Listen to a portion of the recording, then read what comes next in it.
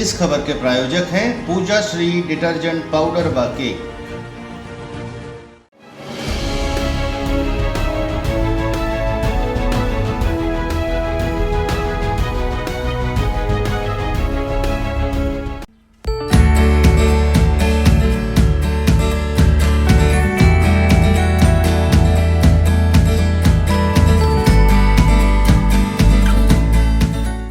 नमस्कार, मैं हूं केशव तिवारी और अलग अंदाज में रहती हैं खबरें हमारी। यूं तो शहर के अंदर 45 वार्ड है, लेकिन सबसे तेज तर्रार और दबंग पार्षद के रूप में यदि किसी पार्षद को पुरस्कृत करना हो तो यह पुरस्कार बड़ी निष्पक्षता के साथ मीना माधव को मिल जाएगा। मीना माधव वार्ड क्रमांक 1 से दूसरी बार निर्दलीय पार्षद चुनी गई हैं। पहली बार वार्ड क्रमांक 1 से ही भारतीय जनता पार्टी की टिकट पर मीना माधव को जनता ने चुना था, लेकिन दूसरी बार भारतीय जनता पार्टी ने मीना माधव की टिकट सिर्फ इसलिए काट दी थी कि वे भरी सभा में एक विकलांग के समर्थन में सांसद गणेश सिंह से बहस कर बैठी थी। मीना माधव टिकट कटने के बाद भी निर्दलीय चुनाव लड़ी और ऐतिहासिक वोटों से चुनाव जीती। मीना माधव ने चर्चा के दौरान विशाल खबर से यह कहा कि यदि सब कुछ अच्छा रहा तो वे सतना विधानसभा से चुनाव भी लड़ेंगी। मीना माधव जब दोबारा पार्षद चुनी गई तो नगर निगम में एक कर्मचारी ने उनसे बदतमीजी करने की कोशिश की तो उन्होंने पांव की चप्पल हवा में लहरा दी थी। यह अलग बात है कि नगर निगम के कर्मचारियों के हस्तक्षेप के चलते मीना माधव की चप्पल किसी के गाल पर नहीं पड़ी, नहीं तो विवाद बड़ा होता। लेकिन मीना माधव जिस तरीके से सतना जिले के सांसद से लड़ी, नगर निगम में लड़ी, उसे देखते हुए सतना शहर के तमाम लोग उनके बारे में उनके पीठ पीछे अब यह कविता कहने लगे हैं, खूब लड़ी मर्दानी वह तो झांसी वाली रानी है। लोग कहते हैं कि आज की राजनीति में महिलाएं सफल नहीं हैं, वहीं मीना माधव को देखने के बाद ऐसा लगता है कि राजनीति सिर्फ मीना माधव जैसी महिलाओं के लिए ही बनी है। मीना माधव की कार्यप्रणाली को देखते हुए उनके वार्ड की जनता उनसे काफ़ी प्रसन्न है। यदि मीना माधव के जायज़ काम रुक जाते हैं तो मीना माधव आंदोलन, प्रदर्शन, धरना करने से भी नहीं चूकती। आज की तारीख में मीना को देखने के बाद अच्छे लोग पसीना छोड़ देते हैं। विशाल खबर के संवाददाता फिरोज खान ने वार्ड क्रमांक 1 की निर्दलीय पार्षद मीना माधव से बातचीत की। आइए सुनते हैं मीना माधव ने विशाल खबर से क्या कहा। आज हम सतना नगर निगम सतना स्मार्ट सिटी वार्ड क्रमांक 1 में हैं। हमारे साथ वार्ड की पार्षद हैं। आइए हम सीधे उनसे बात करेंगे कि इनके वार्ड में क्या समस्या है और उन्होंने अभी तक किन किन समस्याओं का समाधान कर दिया है और वार्ड में कौन कौन सी समस्याएं बनी हुई हैं। हमारे साथ वार्ड पार्षद हैं, आपसे बात करेंगे। आपका नाम क्या मैडम? श्रीमती मीना माधव, वार्ड क्रमांक 1 पार्षद। किस पार्टी से पार्षद हैं आप? मैं निर्दलीय पार्षद हूँ। अभी तक आपने अपने वार्ड में कितना विकास का कार्य किया है? अभी मुझे जून में 1 साल हो गया है पार्षद बने। अभी एक नाला विराट नगर में बन रहा है। अभी एक नाला का काम चालू बड़ा मोदा खिरदाई मंदिर के पास से बन रहा है। एक नाला जो है BSNL कॉलोनी से लेकर पतेरी तक बन रहा है, जो ये नाला सीधा सोहावल तक जाएगा। और पतेरी में एक रोड बन रही है जो काफ़ी पुरानी रोड है, वहाँ पर बहुत परेशानी दिक्कत होती थी। तो बिट्स कॉलेज बाईपास से लेके अपने यहाँ तक आ गए उमर साठ तक। अभी तक आपने अपने वार्ड में जनता से आपने जो वादे किए थे वो वादों में अभी आपने उनके वादों में कितना आप खरे उतर चुकी हैं?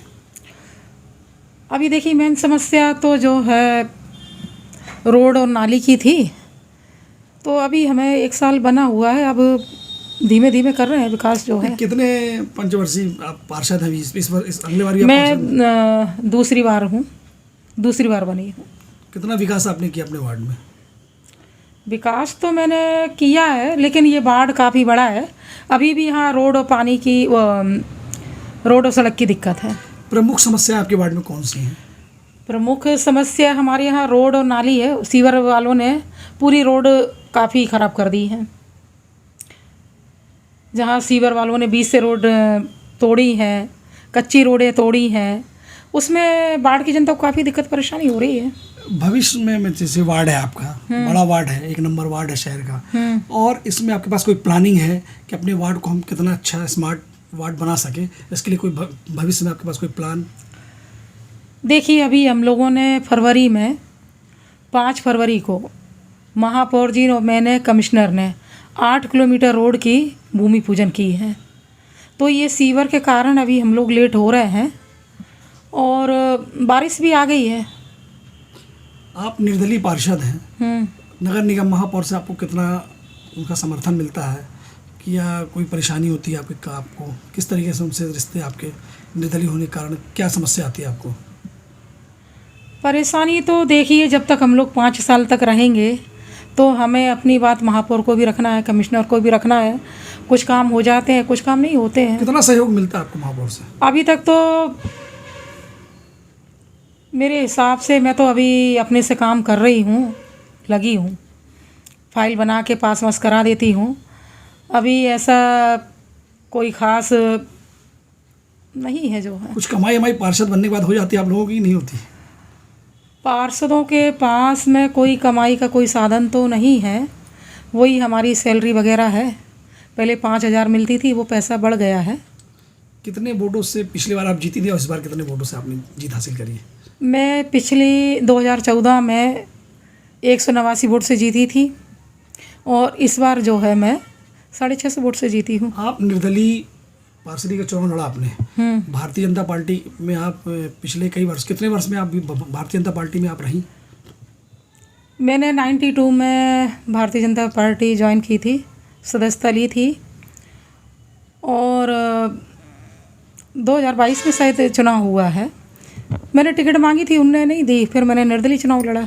मेरे को लगता है 30 साल से ऊपर पार्टी में रही। जिनको भाजपा ने टिकट दिया वो हार गए, हाँ, आप निर्दलीय जीत गए। टिकट न मिलने का कारण क्या मानती हैं आप?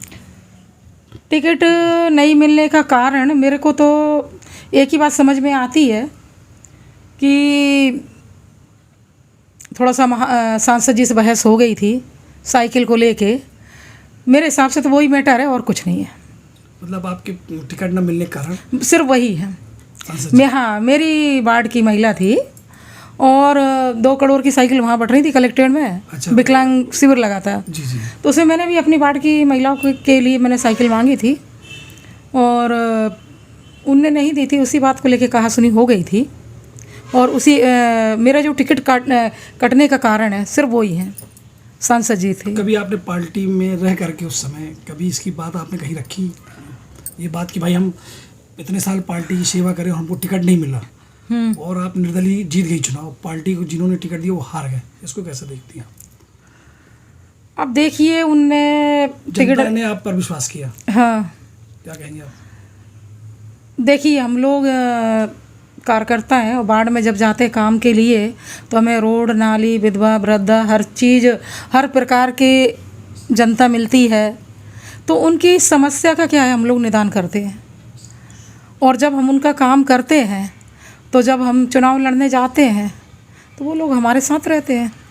अगर मान लीजिए हम वार्ड में गए और उनको हमने जनता को अनदेखी कर दिया और उनका काम नहीं करा तो बनी बात है, तो जनता हमारे विपक्ष में रहेगी, फिर विरोध करेगी। तो सांसद जी के कारण आप कहेंगे टिकट हमको नहीं मिला, हाँ, और आप चुनाव जीत गई, तो क्या कहेंगे इस पर कुछ? अब मैं तो देखिए, हम लोगों ने काम किया था और जनता का आशीर्वाद मिला, मैं चुनाव जीती। अब मुझे कोई किसी से कोई शिकायत नहीं है। हाँ, अगर मैं काम नहीं करती और पार्टी को ये लगता है कि यार ये महिला को हमने टिकट देके गलती करी और चुनाव हार गया है तो पछतावा होता उनको भी, पर मुझे नहीं है, मुझे खुशी है। पछतावा उनको होना चाहिए कि हमने जो है अपने हाथों से एक अच्छी महिला खो दिए हैं और एक हमने उसको टिकट नहीं दिए। अगर हम देते तो जीत के आती, तो आज वो महिला हमारे पार्टी की कहलाती, बीजेपी की। आप इतने वर्षों से पार्टी में रही हैं, हाँ, एक महिला है, महिलाओं को पार्टी में राजनीति करने में कोई समस्या आती है या उनको कितनी दिक्कतें आती होंगी, कोई परेशानी इस टाइप से कभी आपको लगा कि जो महिलाएं घर से निकलती हैं, पुरुष आगे रहता है, महिला पीछे रहती है, आज बराबरी का दर्जा है, इस पर क्या कहेंगे? महिलाओं को राजनीति में आना चाहिए और जो परेशानी उनको होती है, कभी कोई कुछ कह देता है, कमेंट्स कर देते हैं कुछ लोग, इस तरह कभी कुछ बात सामने आपको लगता है कि महिलाओं के लिए? ऐसा कुछ भी नहीं है। मैं तो यही बोलूँगी, सभी महिलाओं को आगे क्षेत्र में जाना चाहिए, चाहे राजनीतिक हो, चाहे टीचर की लाइन हो, चाहे इंजीनियरिंग की लाइन हो, चाहे डॉक्टर हो, सब जगह क्षेत्र में जाना चाहिए। थोड़ा बहुत 19-20 चलता है, लेकिन हिम्मत नहीं हारना चाहिए, दमदारी से अपनी बात रखना चाहिए, निकलना चाहिए, मोर्चा खोलना चाहिए, कभी डरना नहीं चाहिए और पूरी हिम्मत से अपना काम करना चाहिए, आगे बढ़ना चाहिए। तो आप महिला हैं, कभी आपको ऐसा लगा कि मतलब हम राजनीति में आए हैं और कभी समस्याओं का सामना किसी ने कुछ कहा तो आपने उसको सुना है, आपको अच्छा नहीं लगा? कभी लगा कि हमें राजनीति में नहीं आना चाहिए या हम क्योंकि हमें कोई कमेंट कर रहा है? देखिए, आज तक तो ऐसा हुआ नहीं है, और अगर मान लीजिए अगर कोई छोटी मोटी चीज़ें अगर कोई बोल भी देता है तो उसको फेंक देना चाहिए, झटकार देना चाहिए। अगर हमारे शरीर पर कचरा लगा है हम झटकार देते हैं। ऐसा होता है राजनीति में जो महिलाएं आती हैं उनके साथ कभी? नहीं, ऐसा नहीं होता है, कुछ भी नहीं है, ऐसा कुछ भी नहीं है। ये सब राजनीतिक हो चाहे कोई भी लाइन हो, ये सब अपनी महिलाओं के गट्स रहते हैं, अपना एक तरीका होता है काम करने का, अपना खुद अपन एक डिसिप्लिन बना के रखें, अपन एक अपने आप को मजबूत बना के रखें। तो मेरे को लगता है किसी की हिम्मत नहीं कि कोई कुछ बोल दे। सीधी में जो घटना हुई है उस पर क्या कह रही हैं, क्या आप कुछ कहना चाह रहे हैं? हाँ, ये मैंने अभी पढ़ी हूँ आज पेपर में, एक अमित शुक्ला करके है, सीधी में जो है आज उसने कल एक आदिवासी भाई के ऊपर जो है उसने जो पेशाब करी है, ये बहुत ही गलत है, घिनौनी काम किया उसने। इस प्रकार का उनको नहीं करना चाहिए। हम लोग तो SC ST वाले वैसे ही गरीब हैं, वैसे ही मजदूर आदमी, वैसे ही अपना मेहनत करते हैं, और वैसे भी इतनी जल्दी कोई हमें बड़ी समाज लिफ्ट नहीं देती है। अपनी मेहनत करते हैं, अपना बनाते हैं, अपना खाते हैं। लेकिन जिस प्रकार का एक विधायक का प्रतिनिधि ने जो है इस प्रकार की घटना करी है, बहुत गलत है, उसको सज़ा मिलना चाहिए और उसके ऊपर SC ST भी एक्ट लगाना चाहिए। आप एक पार्षद हैं, मध्य प्रदेश सरकार से क्या कहेंगे? मध्य प्रदेश सरकार से मैं तो मुख्यमंत्री से यही बोलना चाहती हूँ कि भाई जो मध्य प्रदेश से इस प्रकार की घटना घट रही है, आपके विधायक जो है भाजपा के इतना गर्रा रहे हैं, किसी को इंसान नहीं मान रहे, इनके ऊपर कंट्रोल लगाम लगा के तो रखो। अभी आप 6 महीने चुनाव लड़ने जा रहे हैं, आप उम्मीद करोगे आपको SC ST वोट दे? क्यों देगी? आपको क्यों देगी? आप जो है अपने विधायक को कंट्रोल में नहीं कर पा रहे, हर कुछ बोल रहे हैं। एक गरीब के ऊपर पेशाब करना ये अच्छी चीज़ें हैं। मुख्यमंत्री से यही बोलेंगे थोड़ा सा मध्य प्रदेश में ध्यान दें, और इस प्रकार की घटना घटी है जिसने किया है उसको सज़ा मिलना चाहिए जो है। आगे किसी पार्टी में जाने का विचार आपका? किस पार्टी में? अभी तो मैंने कुछ भी नहीं सोचा है। अभी वार्ड की जनता के लिए लड़ाई लड़ेंगे? अभी तो वार्ड की जनता के लिए अपन लड़ाई लड़ेंगे, काम करेंगे, और अगर मौका लगा देखेंगे, सतना से विधानसभा के चुनाव लड़ेंगे। आप जो वादों के साथ जनता के बीच गई, वो वादे पूरे नहीं होते नगर निगम स्मार्ट सिटी द्वारा, तो इन मुद्दों को लेकर आप आगे की रणनीति क्या होगी? आप इसके लिए क्या आंदोलन, प्रदर्शन, क्या कोई लड़ाई लड़ने आप सक्षम हैं कि लड़ेंगे आगे? देखिए, अगर हमारे काम आसानी से हो रहे हैं तो ठीक है, और नहीं तो फिर हम अपनी जनता के साथ में बैठ के देखेंगे हमारे वार्ड में विकास में बाधा आ रही है, दिक्कत आ रही है, तो फिर हम उस प्रकार का अगर हमें ज़रूरत पड़ी धरना प्रदर्शन हम वो भी करेंगे। अभी जिन मुद्दों के साथ आप जनता के बीच गई थी, कितना विकास आपका हो गया? अभी मैंने बताया है, अभी 2-3 नाले ही कई काम हुआ है, और एक रोड बन रही है जो अभी 5 फरवरी को हमने भूमि पूजन की थी स्मार्ट सिटी की रोडों का। वो काम अभी हमारे यहाँ काम चालू नहीं हुआ है। और कोई विजन विकास को लेकर आपके वार्ड, अपने वार्ड में आप सोच रहे हैं? मेन मुख्य है सीवर लाइन, अगर इनके चैम्बर बन जाते, हाउस चैम्बर बन जाते, जो जगह जगह चैम्बर बना रहे हैं, इसलिए क्या है रोड नहीं बन पा रही। सीवर वाले आप देखिए 1 नंबर वार्ड में गली में चले जाइए, विराटनगर की 2 में चले जाइए, आप इधर चले जाइए आनंद पैलेस के सामने करही रोड, धर्म काटा, वो देखिए वहाँ पर पूरी रोड उखड़ी पड़ी है। भाई सीवर वाले कोई सिस्टमेटिक काम ही नहीं कर रहे। कभी थोड़ा इधर करेंगे, थोड़ा उधर करेंगे, वहाँ पहुँच जाएंगे। भाई आप एक तरीके से करो ना।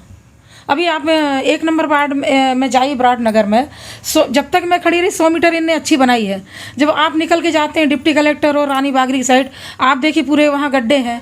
आप इधर निकल जाइए RR मोटर के पीछे शुक्ला आटा चक्की, वहाँ पर पूरे एक जगह चबूतरा टाइप का बना दिया। उनके एक पुलिस वाले मिश्रा जी हैं, उनके पूरा खुदा पड़ा है।